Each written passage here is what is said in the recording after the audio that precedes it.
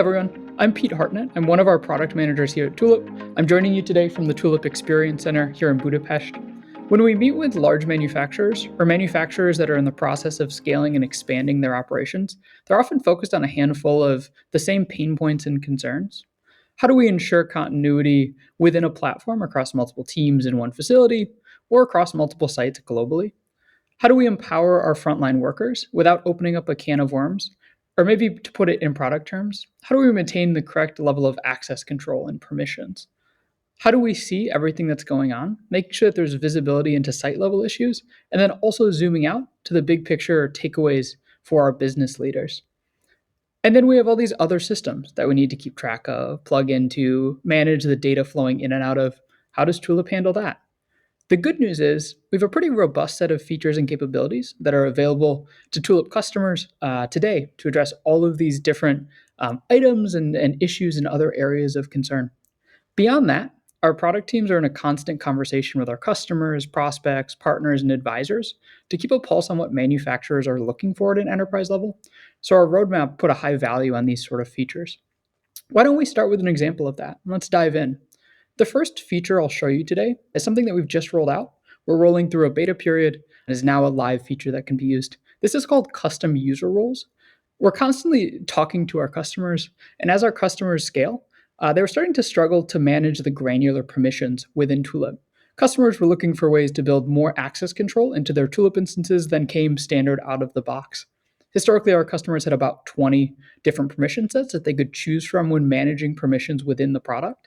This has been pretty pivotal to our customers, but they want to do even more, giving their users specific permissions for some things and withholding credentials for others. It has implications for endpoint security, user management, and day-to-day operations. So we've been listening, and we're excited to make this feature available to our customers. Let's hop in and see how custom user roles works.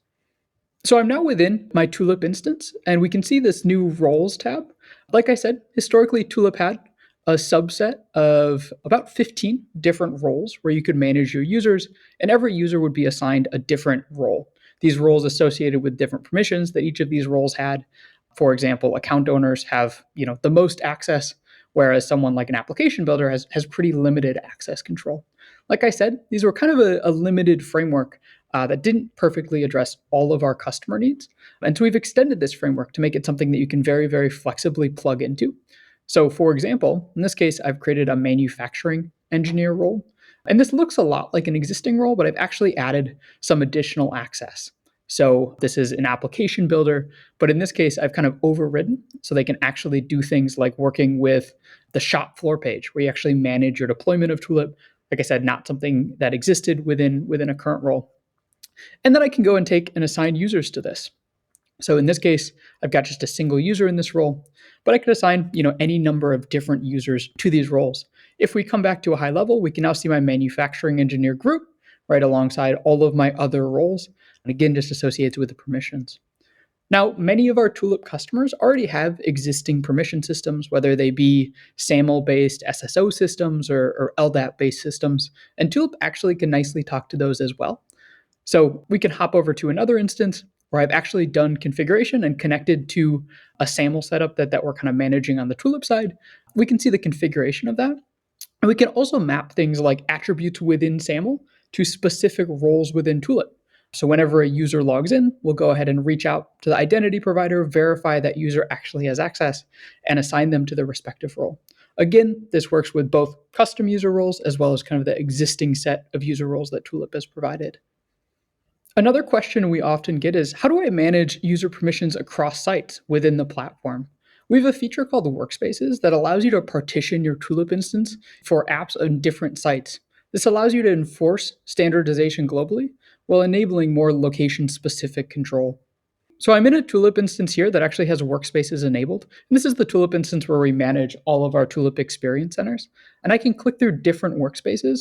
And importantly, this does things like allowing me to segment data for different facilities, allowing me to manage users in different facilities and their respective permissions, but also enable each of these sites to actually do their own development, do their own iteration, and drive their own real value within the product.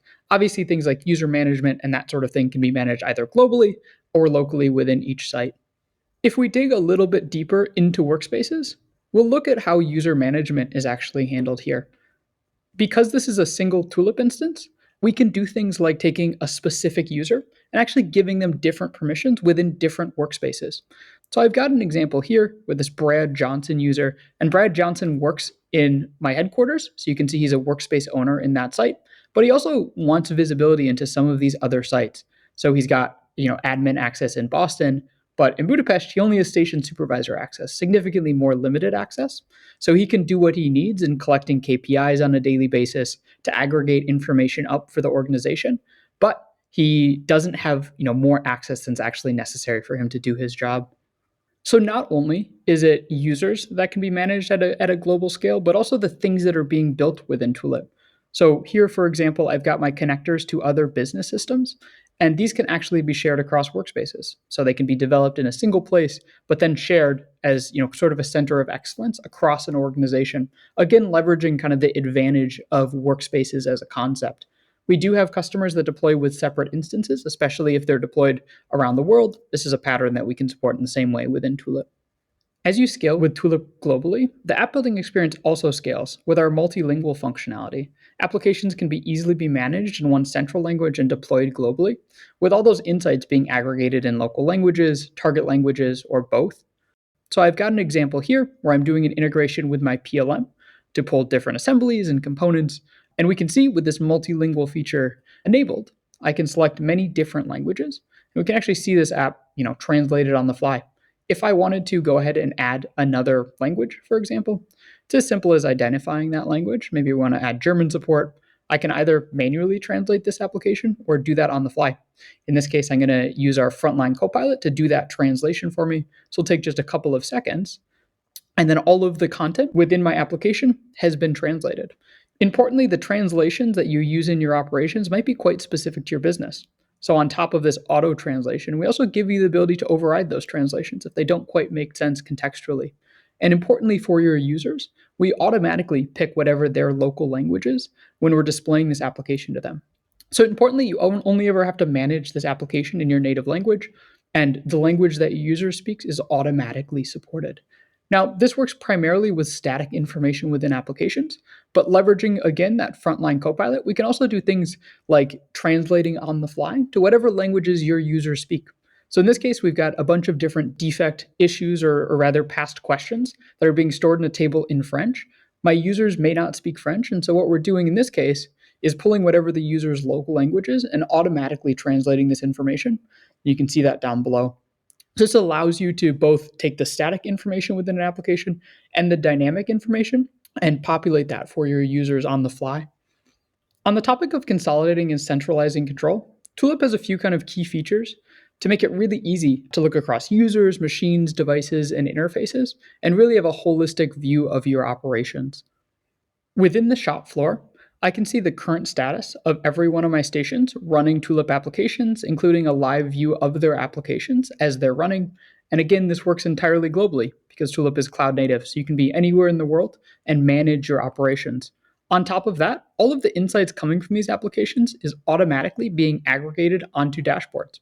So we can see these key business insights. These can actually drive things like automations and emails and this sort of thing natively directly out of the product as well. So as an account owner, you may really care about where the value is being captured from your Tulip account. And for that, we have the account usage dashboard. So these are pre-made analytics that show you exactly where usage is being allocated, what solutions are being used, where the value is being produced. And we can see things like, for example, for automations, what months I'm using the most automations, making sure that my adoption is healthy of this feature set, as well as understanding where those are being used and specifically which automations are being used.